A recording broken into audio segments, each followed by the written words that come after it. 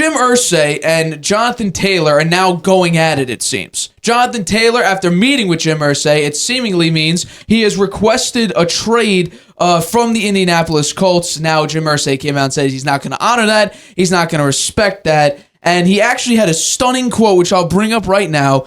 Jim Irsay said to The Athletic, "If I die tonight and Jonathan Taylor's out of the league, no one's going to miss us. The league goes on. It doesn't matter who comes and goes. It's a privilege to be a part of it."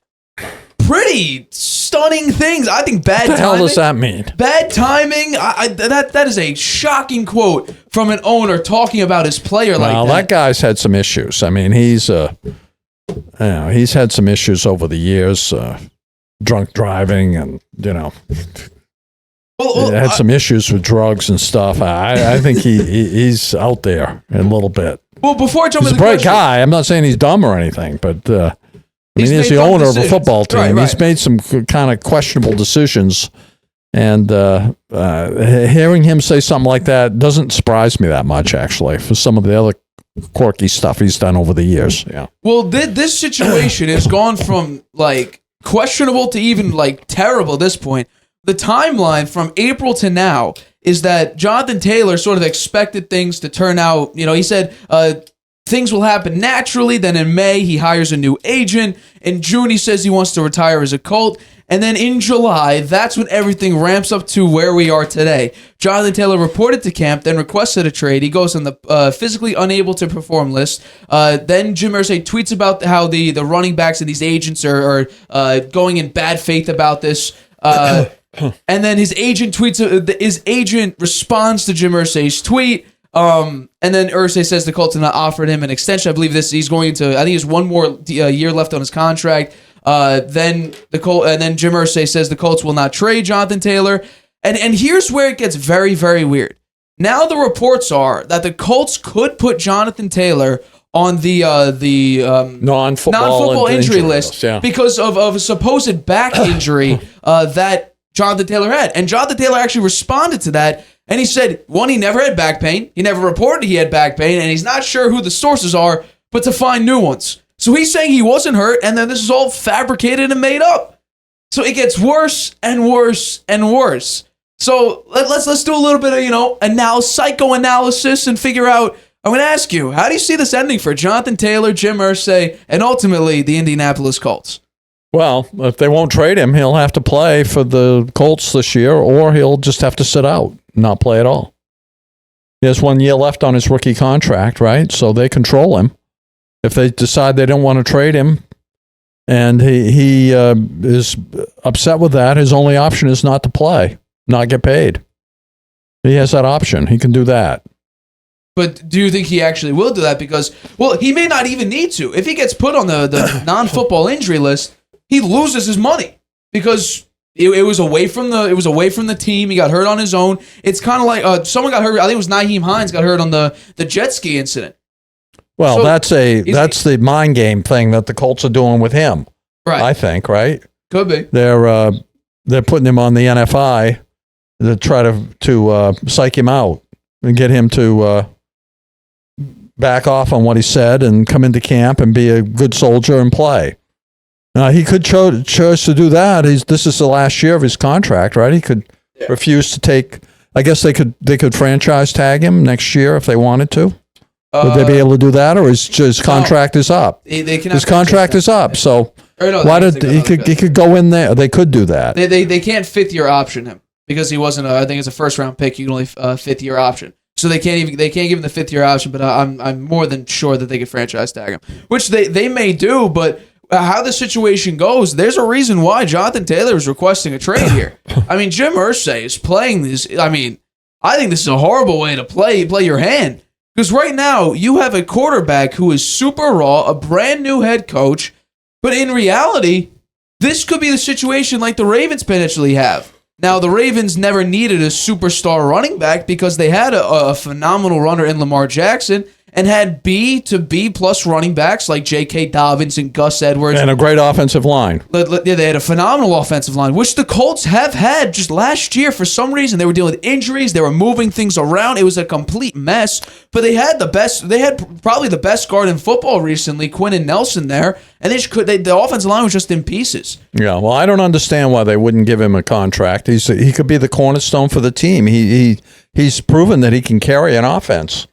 You know, he's a great back. He's the second fastest to 3,000 yards in Colts history. Right. Only Edgerrin James, who's a All-Pro and a Hall of Famer, was faster. So I don't understand it. I would think they'd want to have some sort of,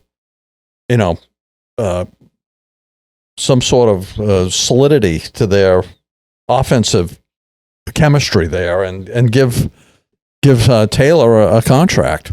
Well, here's where things he's take young. a turn. Right up. He's young. Here's where things take a turn, and this is why running backs have this perception. We at least have a number from Jonathan Taylor. We had an undisclosed number from Saquon. We have no idea what Austin Eckler's getting. He only complained that he was getting paid less than some wide receiver 3s and 4s. Reportedly, Jonathan Taylor is looking for $16 million per year, with one source saying the number is so unrealistic that there's not a team in the league that would pay it. Yeah, I think a team desperate enough would, but maybe I'm completely wrong because I thought Saquon would get money. I think Saquon still could get money. But here, what's interesting is that Travis Etienne, the running back for the Jacksonville Jaguars, he had a really interesting statement where he's sort of accepting what the running market is, and he says, look at CMC. He could catch, he could run. I mean, hell, we basically almost saw him play quarterback. He could throw the ball too. So he's saying if this is the running back market, running backs can't just be head down and run the ball. You have to be able to catch the ball. You have to be able to sometimes block. You have to obviously run the football. So there's a lot that you have to do now as a running back in order to get paid, because those types of running backs have gotten paid. So he's sort of saying, I'm going to put my head down and I'm going to work. Jonathan Taylor, though, he's not a pass catcher, really. However, he's a really, really great runner. Just 2 seasons ago, he had over 2,000 scrimmage yards and carried that Colts team. Now, it turned out to be that Carson Wentz really sold at that last game versus the Jaguars. That was their win and get into the playoffs or lose and you're out of it game, and they ended up losing to the Jaguars, even though Carson Wentz that year had a pretty good year. I think he had like 3,800 yards. He had a pretty good year because Jonathan Taylor had a fantastic year. 1,800 rushing yards, 18 touchdowns. That made it much easier for Carson Wentz. Oh, Bill, big time. Yeah. Big time. So, But last year... he's been terrible ever since. He hasn't really gotten he did get a shot in Washington. Plenty of chances in Washington. He played the first 3 games. Yeah. So I will say this, though. Nick Chubb, speaking about this, I keep talking to Nick Chubb because he was the first one to come out in a press conference and talk about this. So he was open in saying, he talked about how running backs have the perception that they're always injury prone because they get like 300 carries and now teams think they're all banged up. Well, that actually happened. Jonathan Taylor had 332 carries 2 seasons ago. Last season, he was dealing with injuries. We had Derrick Henry dealing with injuries. CMC, we know, has dealt with a lot of injuries.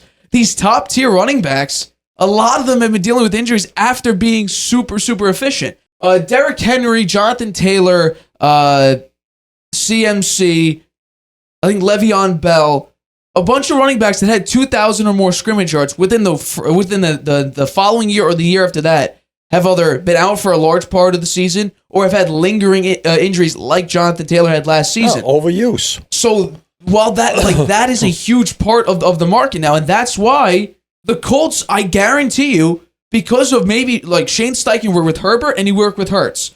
He just worked with Hurts last year. We saw what an efficient runner and efficient passer he was and how great that offense looked. He worked in the early stages of Justin Herbert's career, and we know how good Justin Herbert looked immediately from the get-go. First game against Mahomes, he went toe-to-toe until the last minute and a half or whatever. So he actually right now has started developing Herbert, and he sort of helped Jalen Hurts along the way become what he is right now. And now he has Anthony Richardson, a super raw quarterback, but a phenomenal runner, that we could see a situation where Actually, their backup running back, I believe, also got hurt. Zach Moss got hurt recently. So right now, they're very thin at running back, which is actually kind of ironic.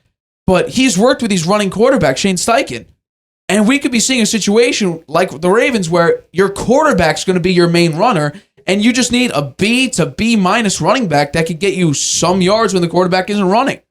So we can see a situation where they put him on the NFI list, or Jonathan Taylor sits out, and then lo and behold, they're going to find however much success they physically can, however much Anthony Richardson and their offense can get them.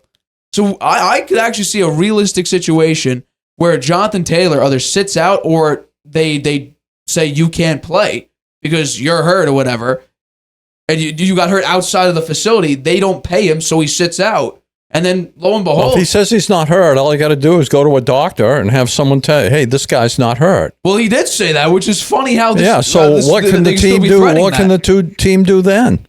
If it's proven that he's not hurt, aren't the Colts liable? I find that very funny how they said that's not fair to the player. That's not fair to the employee. I agree. I think that's like a discrimination or a unfair labor practice, right? It's very weird how, in reality, like they pull this card out of their back pocket, like, oh yeah, by the way, he had this back problem, and throughout practice, he couldn't really perform because he was dealing with an injury. I find that shocking how the Colts would pull that, I would say, dirty card when, yes, Jonathan Taylor last season was dealing with an injury, but if he's saying he isn't hurt, and we have no other way to I mean, the guy himself is saying he's not injured. How much more proof do we need that he's probably not injured? Because right now he's fighting. Get him out on the field and let him play a little bit and see if he's hurt. I mean, that's the way to find out. If his back is bothering him, he's not going to be able to perform, and you'll be able to see it. He says he's not hurt. Give him a try and see what happens. I say all in all, something's weird there. I think that's not fair the way they're treating him. I completely agree. The Colts right now, regardless of whether he's out there or not, how many wins are they going to get? 6? Lucky if they get 4. That's what I'm saying. Like at the most, I don't think they get 6 because Anthony Richardson is too raw of a quarterback to be successful.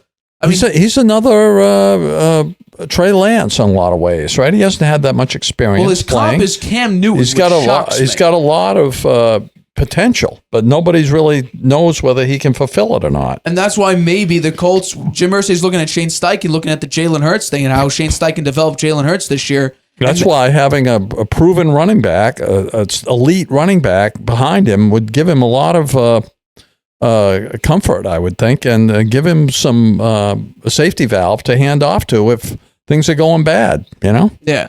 I think it's crazy. I don't know. I don't understand that. This Colts situation... In reality, this could end multiple ways. I think there's a very, very rare chance something good comes out of this.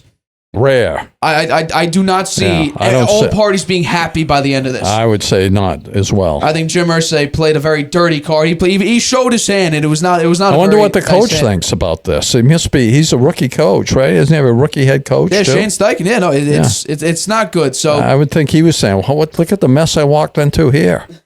I got myself into a mess." I don't think he expected, Jim Irsay to go out and say, if I die today, no one would care about us. What do the players think? I mean, what are they going to think? They must side with Jonathan Taylor. He's a leader. He's a leader on the team. He's one of the star players, and they treat him like that. What do they think? My coach, it's ridiculous. Think about it. If my coach said the best player on our team, the best player, at least on the offense, said that if Jonathan Taylor's out of the league, no one's going to miss him. Are you kidding me? Yeah. He 1,800 yards the last season he was fully healthy, and it was the reason why we were somewhat successful. 2,000 scrimmage yards, just 2 seasons ago. 2,000 scrimmage yards. I don't know. This I think is going to keep getting uglier. I do not see a resolve in sight, but we will have to see. Hi everybody, thanks for watching. Make sure you subscribe here to get the latest from the show. Also, if you want to check out the full episode, make sure you click the I in the top right-hand corner right now. If you want to listen to this show anywhere you go, make sure you go to anchor.fm/The Harvey Hour or anywhere you get your podcasts.